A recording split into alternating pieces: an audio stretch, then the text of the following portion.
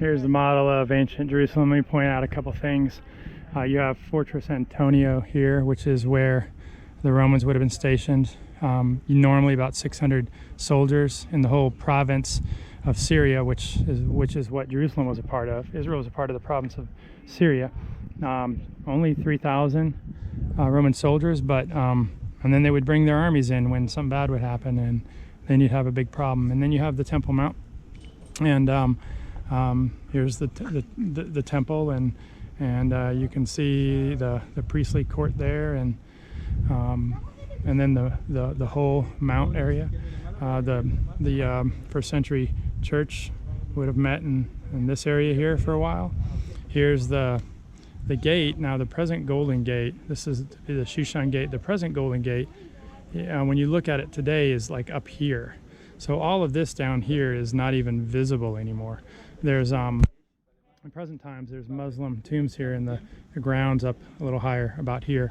And in present times the top walls are like 15th century, but you can still see the Roman, the Herodian walls from when it was originally built, starting in 19 BC.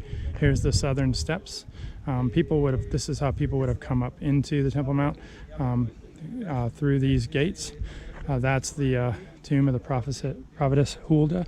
This is the city of David, the ancient city of Jebus. This is the only area where King David reigned from, and all the rest of it was built later. So his palace is over here somewhere. That right up in there is, I'll walk over there, that's the tomb of David. Here's the Kidron Valley. So Mount of Olives would be right here, Kidron Valley. Kidron Valley meets the valley of Ben Hinnom, which in the New Testament is called Gehenna. That's this valley here. This valley that goes up this side here is the Tyropian Valley. It's kind of buried now in present time. So if you go up here, then here's the tomb of David, which isn't visible anymore. Herod's palace is right there. Right here is the House of Caiaphas. This has been discovered, and Caiaphas's bones have actually been discovered. That's a pretty remarkable thing. A tomb box with the name Caiaphas on it, with the bones of a 60-year-old man and 2 children, were discovered. This was Herod's palace, this complex right here. Pretty wild, huh?